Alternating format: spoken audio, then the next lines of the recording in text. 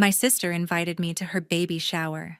I thought it would be a day filled with joy, laughter, and blessings for a new beginning, but I couldn't have been more wrong.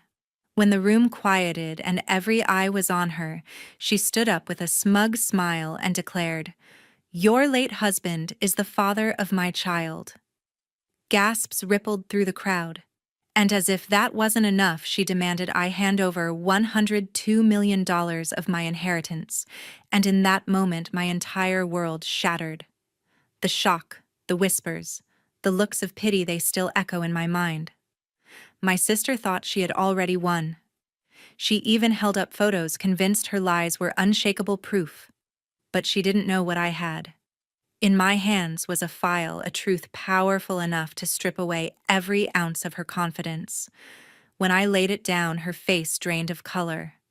And then, exactly 5 minutes later, the door opened. My lawyer walked in, and the entire room froze in stunned silence. Why did my own family betray me so deeply, and what secret would flip the tables in the most unexpected way? Stay with me. You won't believe how this story unfolds. Life didn't stop after my husband's accident. I threw myself into work at a tech startup in Charlotte coding late into the night to keep my mind off the emptiness. My corner office overlooked the city skyline, and I'd stare out trying to feel something beyond the ache. The team relied on me for a new app launch, and I buried myself in algorithms and deadlines. My boss, a guy with a knack for pep talks, clapped me on the shoulder one day. "Felicia, you're killing it. This app's gonna be huge." I forced a smile, but the praise felt hollow. Work was my anchor, keeping me from drifting into the grief that waited at home. To cope, I started yoga classes at a studio near my house. The instructor, a calm woman with a nose ring, guided us through poses that forced me to breathe deeply to focus on the present. "Let go of what you can't control," she'd say, her voice steady. I tried, but the pain clung like damp air. Still, those sessions became my sanctuary twice a week. I'd roll out my mat stretch and feel my body loosen even if my heart didn't. One evening, a woman in class, maybe sensing my struggle, handed me a green tea after savasana. "You look like you're carrying the world," she said softly. I nodded, unable to explain the weight. Back home, Mom called often, her voice warm but always circling back to my sister. I'd grown up in her shadow. She was the golden child, the one who could do no wrong. Even now, with me footing the bill for Mom's new house in a gated Charlotte community, she'd gush about my sister's latest scheme. "She's got big plans," Mom said one night over the phone, her tone bright. "Always so creative." I gripped the receiver, my stomach tightening. Creative. My sister's last venture, a line of overpriced candles, crashed in a month. But Mom never saw her flaws. I'd agreed to help Mom financially without a second thought. After my husband's death, he'd left me more than enough, a fortune that made my head spin. The house payment was $25,000 a month, and I wired it to Mom's account like clockwork. She'd call to thank me, but the conversations always veered to my sister. "She's got such a spark," Mom would say, and I'd bite my tongue, remembering how my coding awards in high school barely got a nod. I'd worked hard to prove myself, but it was never enough next to her. One Sunday, I drove to Mom's new place for dinner. The house was all sleek lines and glass, a far cry from the cramped apartment we'd grown up in. Mom had set the table with her best china, and we sat over plates of roasted chicken, the air filled with her chatter. "Your sister called today," she said, eyes lighting up. "She's working on something big, Felicia. You should be proud of her." I pushed a piece of chicken around my plate, my chest tight. Proud. I hadn't seen my sister since the funeral, where she'd barely said 2 words to me. "What's she up to now?" I asked, trying to sound interested. Mom waved a hand. "Oh, you know her, always full of surprises." The dinners became a routine every Sunday at 6. Mom would cook, pour wine, and talk about my sister's dreams as if they were reality. I'd nod, sip my Merlot, and feel like a guest in my own family. My work at the startup was grueling, meetings with investors, debugging code until my eyes burned, but it was the only place I felt in control. One night after a 16-hour day, I got home to find a voicemail from Mom. "Felicia, honey, your sister's coming to dinner next week. Isn't that exciting?" Her voice was all warmth, but my stomach sank. My sister's visits always left me feeling small, like I was still the awkward kid trailing behind her. At yoga, I mentioned it to the woman who'd given me tea. She'd become a friend, someone I could confide in. "Family's tough," she said, rolling up her mat. "But you're stronger than you think." I wanted to believe her, but the thought of seeing my sister stirred up old wounds. Growing up, her charm had always outshone my quiet determination. Mom would hang on her every word while my straight-A report cards got a pat on the head. Now with my husband gone, those dinners were supposed to be my lifeline to family. But each one chipped away at me, leaving me wondering why I was never enough. By the time the next dinner rolled around, I was bracing myself. I pulled into Mom's driveway, the house glowing under the evening sky. I smoothed my blouse, took a deep breath, and stepped inside. The table was set, candles flickering, and Mom was already pouring wine. "You're early, Felicia," she said, smiling as she handed me a glass. I settled into a chair, hoping for a quiet evening, but Mom's chatter quickly turned to my sister. "She's coming tonight," Mom said, her eyes bright. "She's got something big in the works." I nodded, my fingers tightening around the stem of my glass. Big plans, always big plans, that was her thing. Never mind that her last idea, a makeup tutorial channel, had flopped after 2 videos. Mom kept talking, her voice full of pride. "Your sister's got such a spark, you know. Always chasing dreams." I forced a smile, but my chest ached. Growing up, I'd watched Mom hang on her every word, her school plays, her prom queen crown, while my science fair trophies barely got a glance. I'd spent years proving myself, coding through sleepless nights to build a career, but it never seemed to matter as much. "What's her plan this time?" I asked, keeping my tone light. Mom shrugged, stirring the gravy. "Oh, you'll see. She's full of surprises." The doorbell rang, and my stomach twisted. My sister swept in, her perfume sharp, her dress clinging to a noticeable baby bump. She was 8 months along, glowing in a way that made the room feel smaller. "Felicia," she said, pulling me into a hug that felt rehearsed. I stiffened, caught off guard by her warmth. She hadn't hugged me like that since we were kids. Mom rushed over, fussing over her, adjusting a cushion on the couch. "Look at you, so radiant," Mom said, beaming. I sat back, watching them, feeling like an outsider in my own family. We moved to the table, and Mom served the food, piling extra mashed potatoes on my sister's plate. "You need to eat for 2, she said, her voice soft. I cut into my chicken, trying to focus on the meal, but Mom's praise kept coming. "Your sister's been posting these amazing pregnancy updates online," she said, glancing at me. "Thousands of followers already. She's going to be such a great mom." I chewed slowly, the words stinging. My sister smirked, twirling a lock of hair. "It's just the beginning," she said, her voice coy. "I've got something huge planned." I raised an eyebrow. Huge, like what I asked, trying to sound curious instead of skeptical. She leaned back, rubbing her belly, her eyes gleaming. "You'll find out soon enough," she said, dodging the question. Mom clapped her hands. "Isn't she incredible? Always keeping us guessing." I swallowed hard, the food tasting like ash. Incredible. I'd been paying for Mom's house, keeping her comfortable, while my sister's plans always seemed to end in chaos. But Mom didn't see that she saw her golden girl. The conversation shifted to baby names, nursery themes, and my sister's latest obsession with organic cribs. "It's all about giving my baby the best," she said, her voice dripping with confidence. Mom nodded eagerly, hanging on every word. I pushed my plate away, my appetite gone. I'd spent my childhood chasing Mom's approval, but it was always just out of reach. "Felicia, you should take notes," Mom teased, gesturing to my sister's belly. "She's got it all figured out."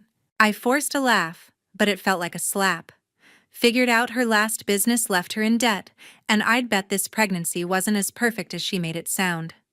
As we cleared the dishes, my sister pulled out her phone, showing Mom a video of her latest post. They laughed together, heads bent over the screen, while I stacked plates in the sink. "You should follow her," Felicia, Mom said, not looking up. "She's inspiring so many people."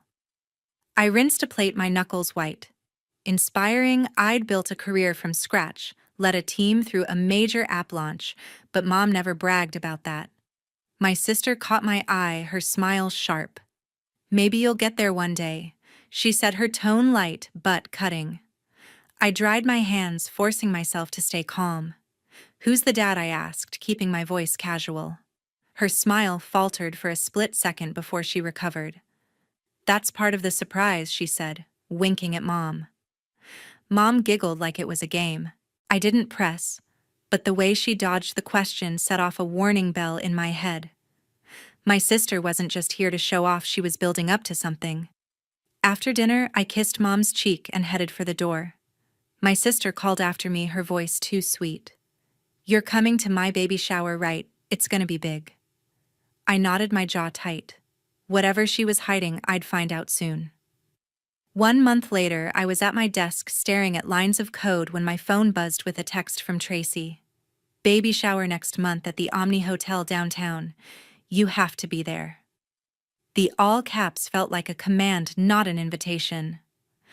I leaned back, my eyes narrowing. The Omni was Charlotte's swankiest spot, crystal chandeliers, velvet chairs, the works.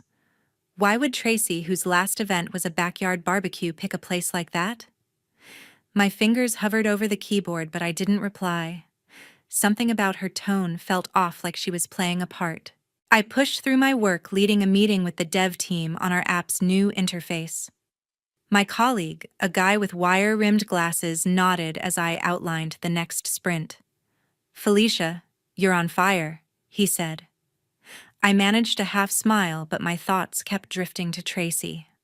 Her pregnancy glow, her cryptic big plans, it all gnawed at me. After the meeting, I grabbed coffee at a shop near the office, the hum of conversation grounding me. That's when I called Nicole, my friend from college, who'd always had a knack for sniffing out trouble. Nicole answered on the first ring. "Hey, what's up?" Her voice was warm, steady, the opposite of Tracy's performative cheer. I told her about the dinner, how Mom fawned over Tracy, and the baby shower invite that felt more like a summons. "She's up to something," I said, stirring my latte. Nicole paused, then spoke carefully. "Tracy's been posting weird stuff online, lots of cryptic captions about new beginnings and claiming what's mine." I don't like it. I froze, the spoon clattering against my cup. Nicole worked as a private investigator, now digging into backgrounds for corporate clients. If she was suspicious, there was a reason. "Check her socials," Nicole said. "She's been tagging high-end brands, acting like she's already rich." I pulled up Tracy's profile on my phone. Her latest post showed her posing in a designer dress, hand on her belly, with the caption, "Big things coming. Stay tuned." The comments were full of heart emojis and vague congratulations, but no mention of the baby's father. My jaw tightened. Tracy's influencer career had tanked months ago. Where was she getting the money for this? I thanked Nicole and hung up, my mind racing.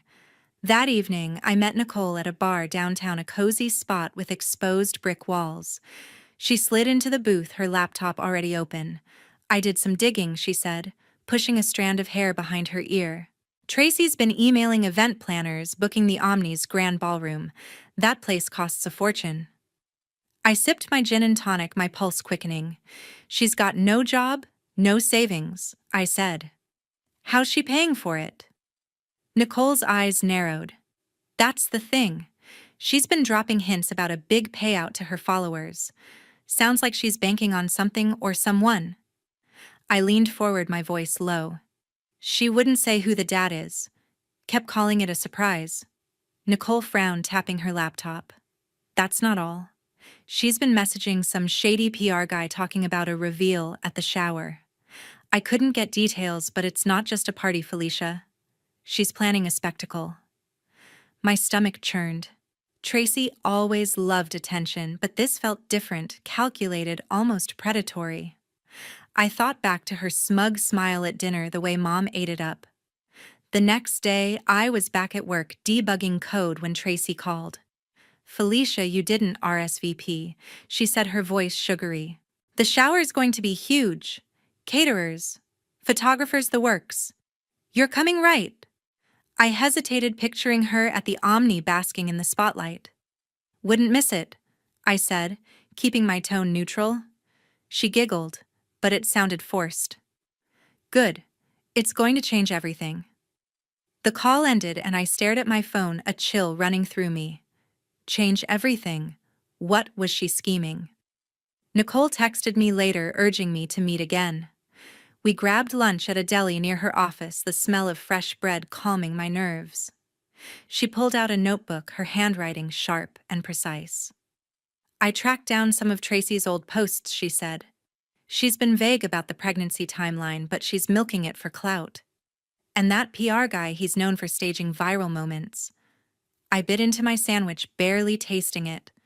"She's always been a show-off," I said, "but this feels bigger." Nicole nodded. "I'm not saying she's lying, but she's hiding something. Be careful at that shower." I spent the next week distracted, my focus slipping at work. My boss noticed, pulling me aside after a presentation. "You okay, Felicia?" he asked. I nodded, brushing it off, but Tracy's words echoed in my head. By the time I got home each night, I was scouring her social media looking for clues. Every post was a performance, her laughing, posing, hinting at a life-changing announcement. Nicole's warnings stuck with me, each one tightening the knot in my chest. Tracy wasn't just throwing a party, she was setting a stage. I tossed and turned that night, unable to shake the feeling that Tracy's surprise was aimed at me. A week after her call about the baby shower, I tried to focus on work, tweaking code for a new feature, but my mind kept circling back to her words. The way she'd dodged questions about the baby's father, her cryptic hints about changing everything, it didn't add up. I'd known Tracy my whole life. She thrived on drama, always angling for the spotlight. But this felt different, more deliberate. I pushed back from my desk, rubbing my temples. What was she after? My inheritance was the only thing that made sense, but how could she claim it? The thought gnawed at me, sharp and relentless. I called Nicole, needing her clear-headed perspective. She picked up, her voice brisk. "What's Tracy done now?" I told her about the text, the overly sweet tone that didn't match the sister I knew. "She's never this nice," I said, pacing my living room. "It's like she's trying to sell me something." Nicole made a thoughtful sound. "You're right to be suspicious. I've been poking around, and there's stuff about Tracy that doesn't sit right. Give me a few days, I'll dig deeper." I trusted Nicole's instincts. Her work as a private investigator meant she could spot lies a mile away. The next morning, I met Nicole at a cafe near her office, a small place with mismatched chairs and the smell of fresh espresso. She slid a folder across the table, her expression serious. "I started looking into Tracy's past," she said, sipping her coffee. "She's been cagey about her pregnancy, but I found some old messages on a forum she used to post on. She was asking about legal ways to claim inheritance without a will." My heart skipped a beat. "Inheritance?" I asked, leaning in. Nicole nodded. "Yeah. She mentioned a big score tied to someone close to her. No names, but it's not hard to guess who." I gripped my mug, the heat burning my palms. Tracy had always been ambitious, but this was bold even for her. "What about my husband?" I asked, my voice low. Nicole hesitated, then flipped open the folder. I pulled some records from his old workplace. He was a big deal in finance, right? Made a fortune before the accident. I nodded, the memory of his success still bittersweet. "Well," Nicole continued, "Tracy was asking around about him months ago before he passed. She wanted to know about his assets, his connections. It's weird, Felicia." My stomach twisted. Tracy had barely mentioned my husband when he was alive, always brushing him off as too serious. Why was she digging into his finances? I took a deep breath, trying to stay calm. "What else did you find?" I asked. Nicole tapped the folder. "Not much yet, but I'm checking her old emails and contacts. She's been talking to some guy who runs a shady investment firm. I think she's planning to use the baby shower to pull something off. I stared at the table, my mind racing. The baby shower wasn't just a celebration, it was a trap. That night, I couldn't sleep. I sat on my couch, scrolling through Tracy's social media again. Her posts were a parade of confidence photos of her in expensive outfits, captions about taking what's owed. One post showed her at a boutique, holding up a tiny onesie with a sly smile. The comments gushed, but I noticed she never answered questions about the baby's father. My suspicion grew heavy like a stone in my chest. Tracy wasn't just chasing clout, she was building a narrative, and I was the target. The next day, Nicole called with an update. I got into an old account Tracy used for freelance gigs, she said.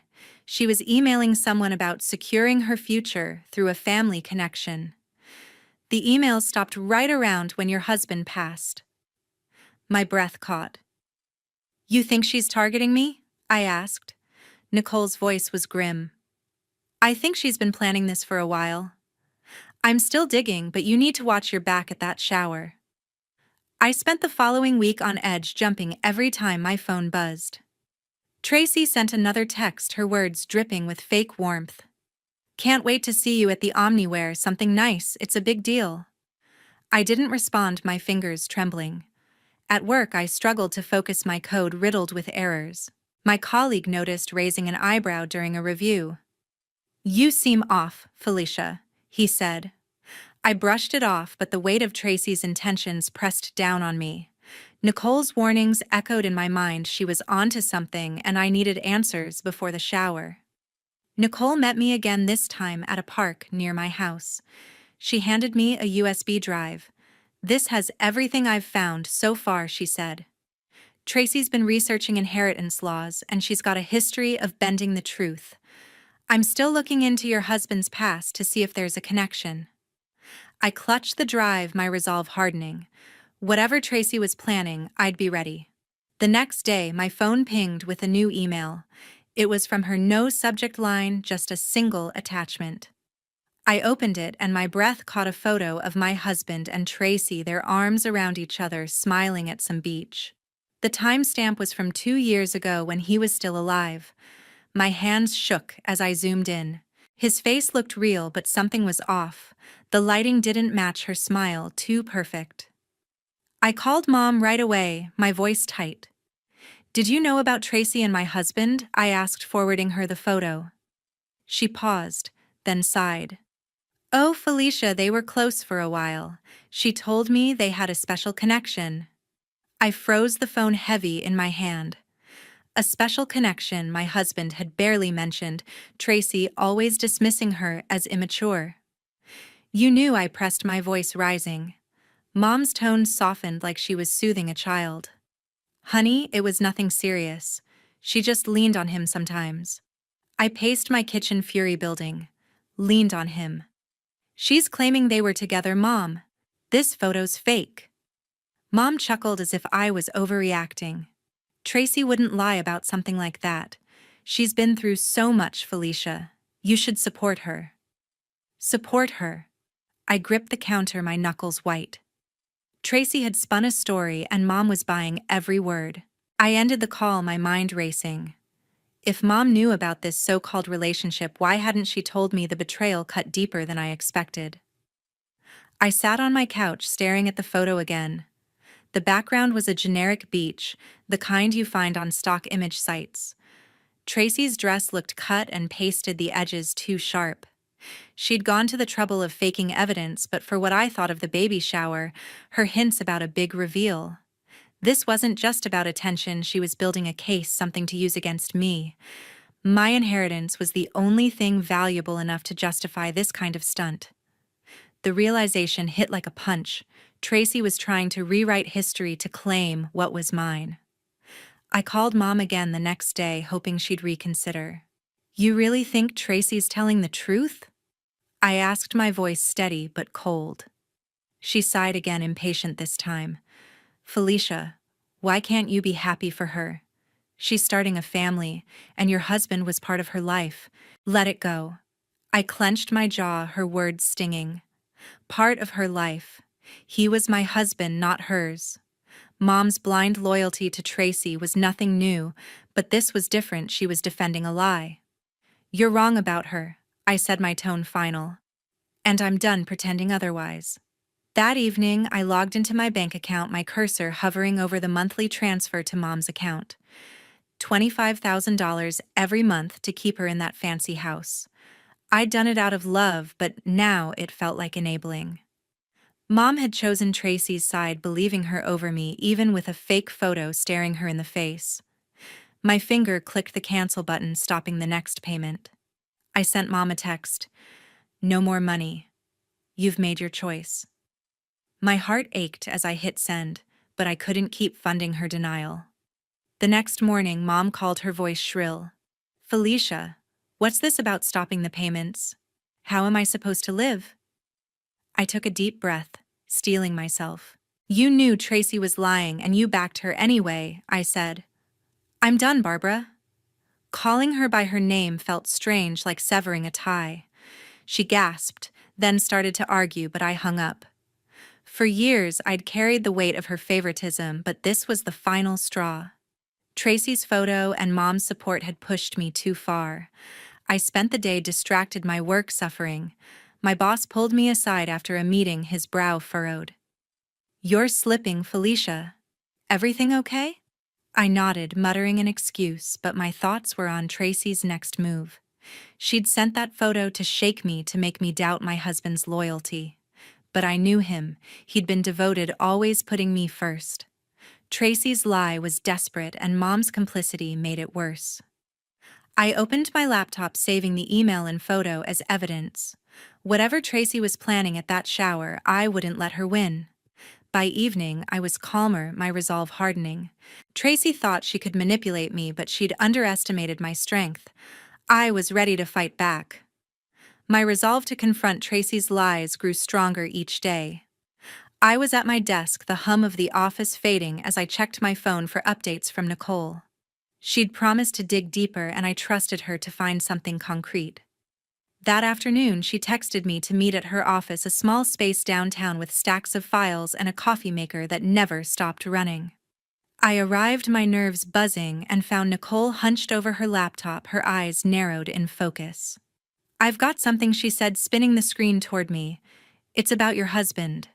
She pulled up a scanned document, yellowed at the edges, from a clinic in Raleigh. "This is an old medical record from 10 years ago," she explained, pointing to a line buried in the text. "Your husband had a consult with a specialist. It's not public, but I called in a favor to get it." I leaned in, scanning the jargon-heavy page. My pulse quickened. "What does it mean?" I asked, my voice low. Nicole's expression was grim. "It's not definitive, but it suggests issues. I'm still tracking down the full report." I sat back, my mind racing. My husband had never mentioned fertility problems, but we'd never tried for kids, so it hadn't come up. Could this be what Tracy was banking on? I pushed the thought aside, focusing on Nicole's plan. "The clinic closed years ago," she said, "but their records were archived at a hospital in Charlotte. I've got a contact there who's pulling the rest of his file. It'll take a few days." I nodded, grateful for her persistence. "Keep digging," I said. "If Tracy's lying, this could prove it." Back home, I paced my living room, the weight of the discovery settling in. If my husband had medical issues, it might explain Tracy's confidence, but I needed more than a hint. I opened my laptop, searching for any trace of his past that could help. That's when I remembered his father, Edward, a man I'd met only twice, once at our wedding, and once years earlier. He and my husband had a falling out over business decisions, and they'd barely spoken since. But Edward might know something about his son's health. Finding Edward wasn't easy. He'd moved to Asheville after their rift, living quietly in a cabin far from Charlotte's bustle. I dug through old emails, finding a contact from years ago when my husband had tried to reconcile. I dialed the number, my heart pounding. A gruff voice answered. "Who's this?" he asked, his tone wary. "It's Felicia, your son's wife," I said, keeping my voice steady. There was a long pause, then a sigh. Been a while. What do you need? I explained everything: the baby shower, Tracy's claims, the fake photo, and now the medical record. I didn't mention the inheritance outright, but I hinted at her motives. Edward listened, his silence heavy. My son never told me about health problems, he said finally, but he was private like that. If there's a record, I'll help you get it. I gripped the phone, relief washing over me. Thank you, Edward, I said. This means a lot. He grunted. I owe him that much. The next day, Nicole called with an update. The hospital's sending me the full file, she said, her voice tense with excitement. They found it in storage, but it's a mess: handwritten notes, old forms. I'll need time to sort through it. I thanked her, my mind already on Edward. I called him again, catching him as he was heading out. Felicia, he said, his tone softer this time. I've been thinking.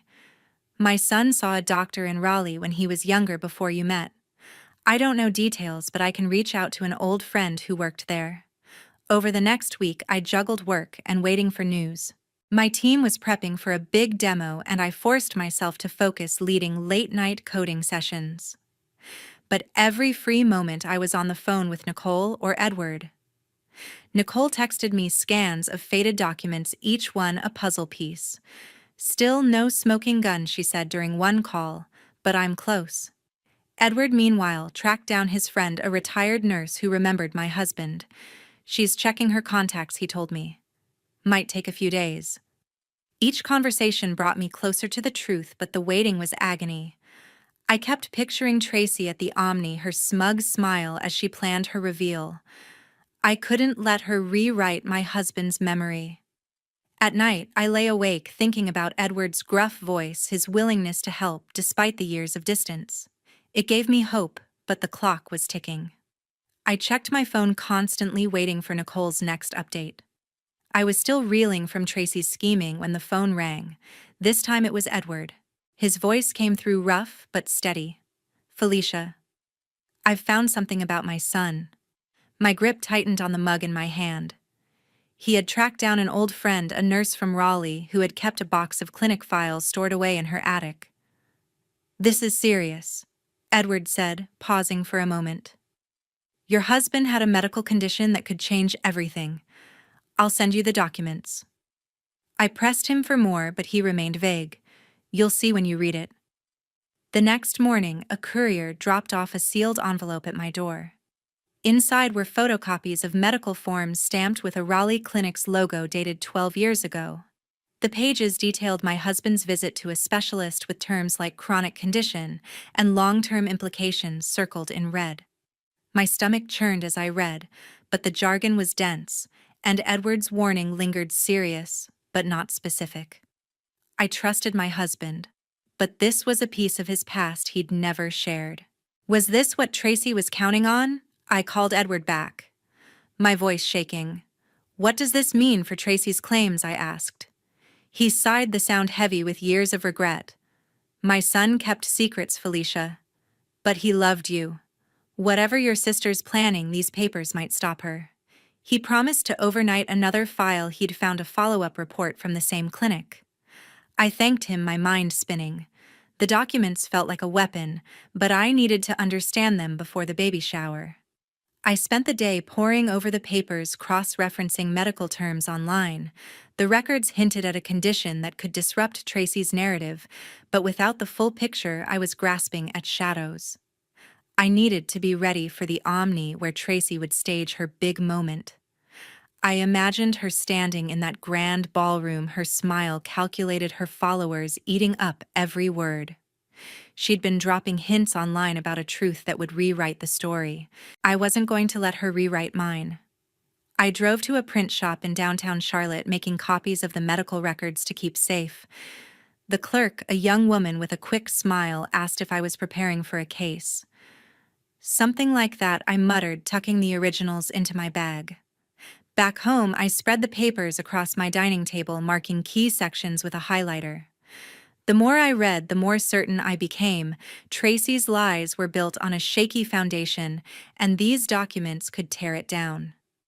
That evening, I rehearsed what I'd say at the shower. I pictured myself walking into the Omni dressed in a sharp blazer, my voice steady as I confronted Tracy. "You're lying," I'd say, holding up the records, letting her smugness crumble. I played the scene over and over, refining my words, imagining her reaction. Would she deny it? Double down? I didn't know, but I was done being her pawn. My husband's memory deserved better, and so did I. Edward called again the next day, his tone urgent. "The second file's on its way," he said. "It's got more details from the specialist. My friend says it's critical."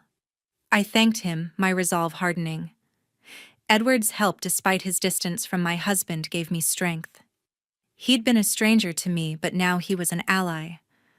I asked about his rift with his son, curious. "We fought over his career," Edward admitted. I pushed him too hard. "But he was a good man, Felicia. Don't let anyone tarnish that."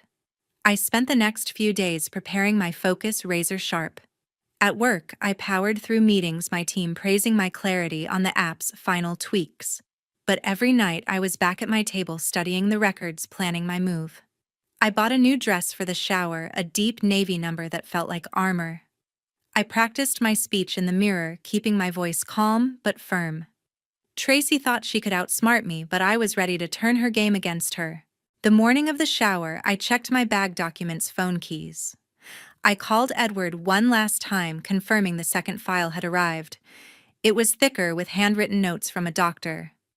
I didn't have time to read it fully, but Edward's words echoed. It was critical. I slipped it into my bag, my heart steady. Tracy's moment was coming, and I was ready to face her.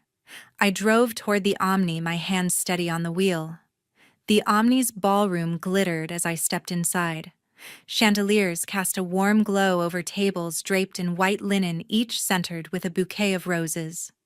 Tracy stood at the front, radiant in a flowing pink dress, her baby bump prominent. Her followers milled around, snapping photos, their excitement palpable. I adjusted my navy blazer, the weight of the medical records in my bag grounding me. Tracy's eyes met mine across the room, her smile tight but triumphant. She thought she'd won before the game even started. I found a seat near the back, my fingers brushing the envelope in my bag. The chatter around me was all about Tracy, her glow, her big announcement. I scanned the crowd, noting the influencers with their phones out, live streaming every moment. Tracy stepped up to a microphone, her voice clear and confident. "Thank you all for coming," she said, pausing for applause. "Today's not just about my baby, it's about family, legacy, and truth." My pulse quickened. Here it came. She took a deep breath, her hand resting on her belly. "My child's father was a great man," she said, her voice softening. "Ryan, my sister's husband, left a legacy worth $102 million. That belongs to our baby." The room gasped, cameras flashing. I gripped my chair, my heart pounding. She'd said it, my husband, her baby. The lie was bold, shameless. Whispers spread through the crowd, eyes darting toward me. Tracy's gaze locked on mine, daring me to react. I stood, my legs steady despite the fury burning inside. "That's a lie," I said, my voice cutting through the murmurs. I walked to the front, pulling the medical records from my bag. "My husband wasn't your baby's father," I said, holding up the papers. "These are his medical records from a clinic in Raleigh. They show a condition that makes your claim impossible." I didn't elaborate. Edward's warning about the serious issue was enough. The crowd fell silent, phones still raised, capturing every word. Tracy's smile faltered, but she recovered quickly. "You're just jealous, Felicia," she snapped, her voice sharp. "You can't handle that. He loved me too." I shook my head, stepping closer. "He never loved you," I said, my tone calm but firm. "You faked a photo, spun a story. These documents prove the truth." I handed the papers to a woman in a suit nearby, one of Tracy's event planners, who looked stunned. The crowd's whispers grew louder, some shaking their heads, others typing furiously on their phones. Before Tracy could respond, a man stepped forward from the side of the room. He was tall, in a crisp gray suit, his face stern but composed. "I'm Andrew," he said, his voice carrying authority. "I'm the family's attorney, and I've reviewed Ryan's estate." He turned to Tracy, his eyes narrowing. "If you're claiming this child is his, we'll need a DNA test to confirm." The room erupted in murmurs, cameras zooming in. Tracy's face drained of color, her hands trembling as she clutched the microphone. That's not necessary." She stammered, her confidence crumbling. Andrew didn't back down. "It's standard in estate disputes," he said, addressing the crowd. "The records Felicia presented raised serious doubts.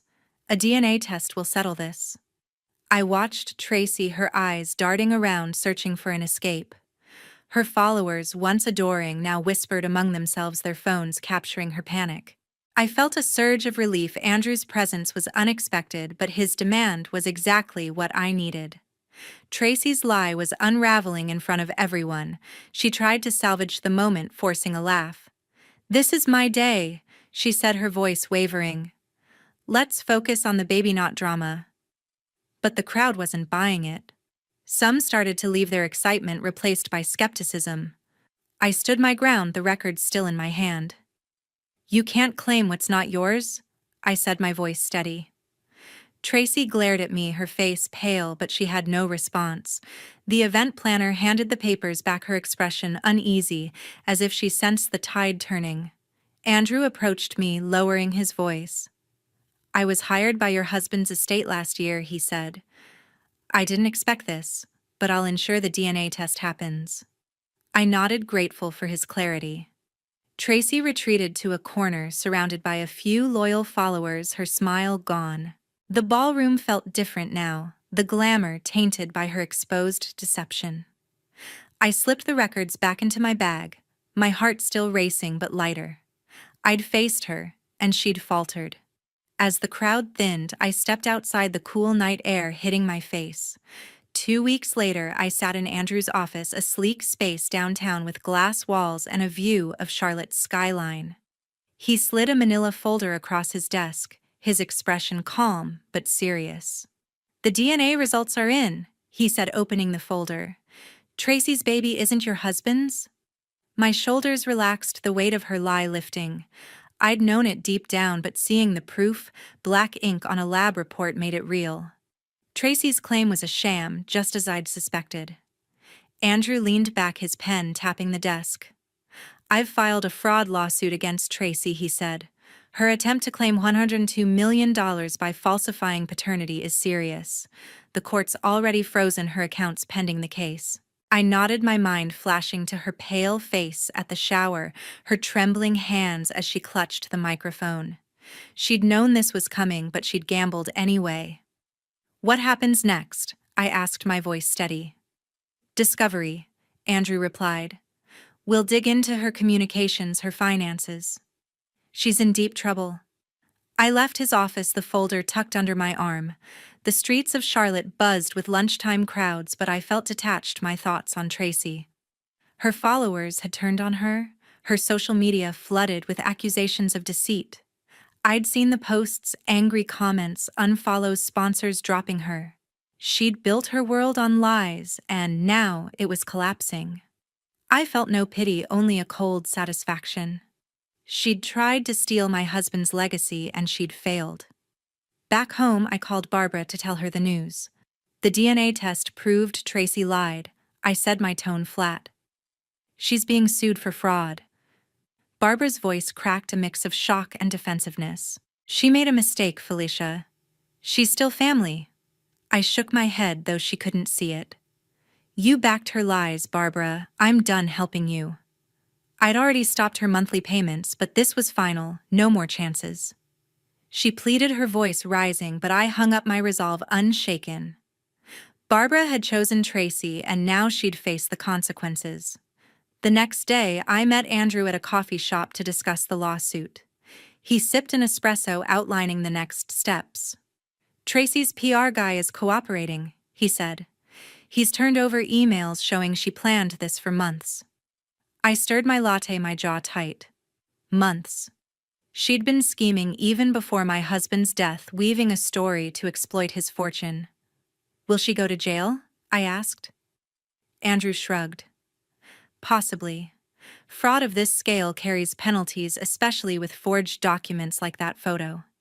I spent the week tying up loose ends. My team at work noticed my focus, one colleague joking I was back to my old self. But I wasn't. I was sharper hardened by betrayal. I reviewed the lawsuit papers with Andrew signing affidavits about Tracy's actions. The legal process was slow, but every step felt like justice.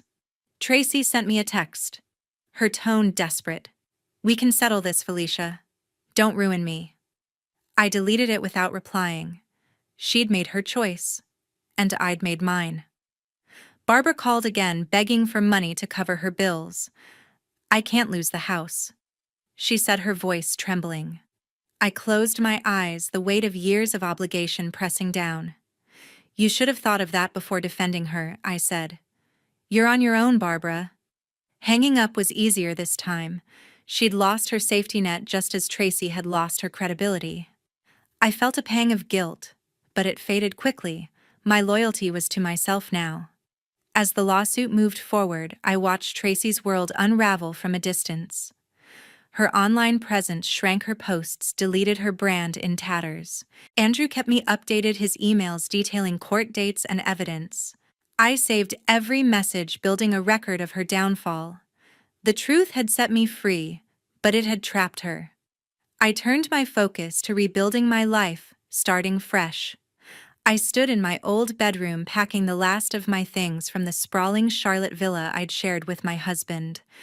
The high ceilings and marble floors felt like relics of a past life, one I was ready to leave behind. I'd listed the house for sale, and within days a young couple had made an offer.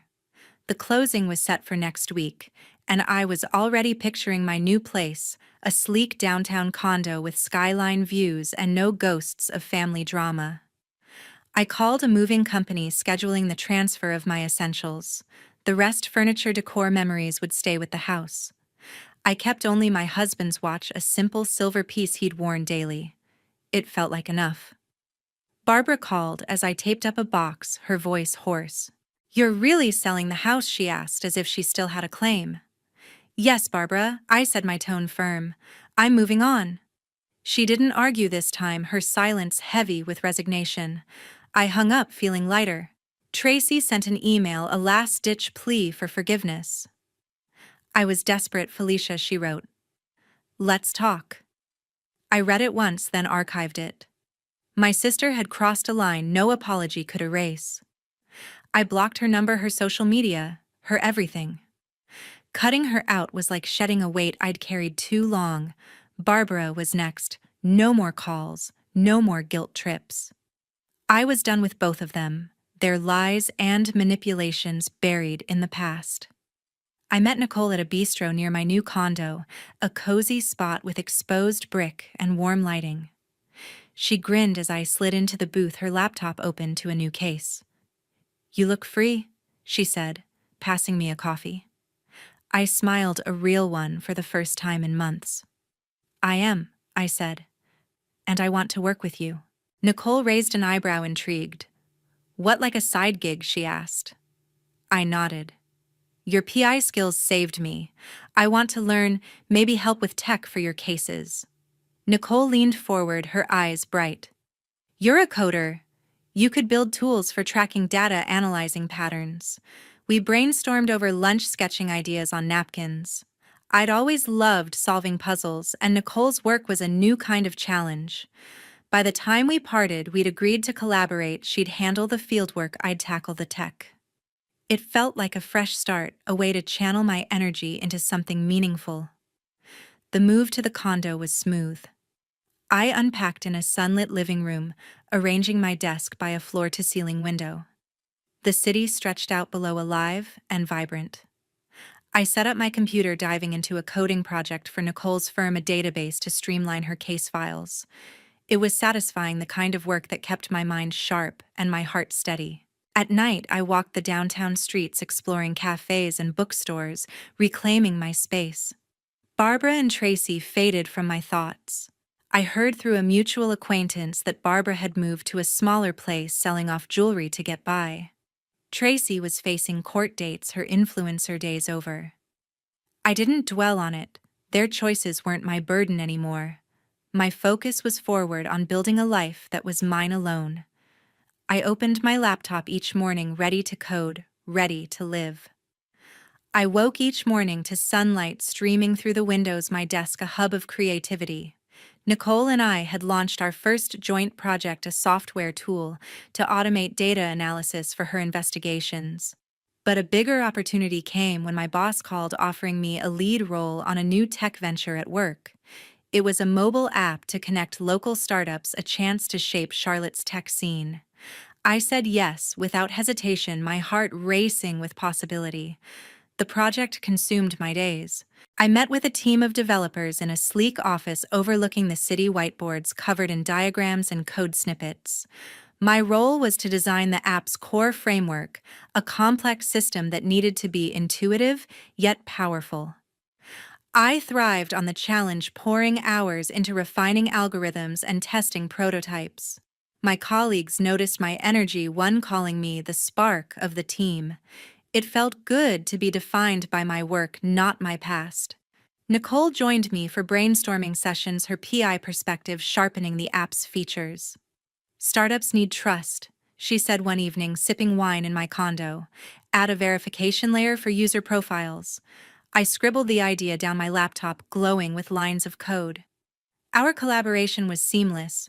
Her instincts for truth meshed with my knack for systems.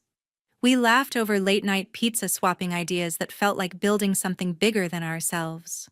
Outside work, I carved out a new rhythm. I joined a running group, jogging through Charlotte's greenways at dawn, the city waking around me. The routine grounded me, each step a reminder of my strength. I stopped checking Tracy's social media, her lies no longer my concern. Barbara's calls had stopped too, her silence a relief.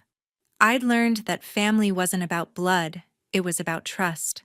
Nicole was my family now, her loyalty proven when it mattered most. One afternoon, I presented the app's beta version to a room of investors. My voice was steady, my slides sharp, detailing how the app would streamline startup networking. The room buzzed with interest, hands raised with questions. I answered each one, confidence flowing. Afterward, my boss pulled me aside, his smile wide. "You're killing it, Felicia," he said. I nodded, a quiet pride settling in. I was no longer the woman weighed down by betrayal. I was building, creating, living. At home, I kept a journal, jotting down lessons from the past year. The truth I wrote was my anchor. It had exposed Tracy's deception, freed me from Barbara's demands, and shown me who I could trust. Self-reliance was my shield. Depending on myself meant no one could pull me down again. I thought of my husband, his watch still on my nightstand. He'd have been proud not of the money, but of the life I was forging. Nicole and I celebrated the app's first successful test at a rooftop bar, the city lights sparkling below. To truth, she toasted, raising her glass. I clinked mine against hers, smiling. And to standing on our own, I added. We sipped the future wide open before us. The scars of betrayal were there, but they no longer defined me. I was Felicia, coder, creator, survivor, and that was enough.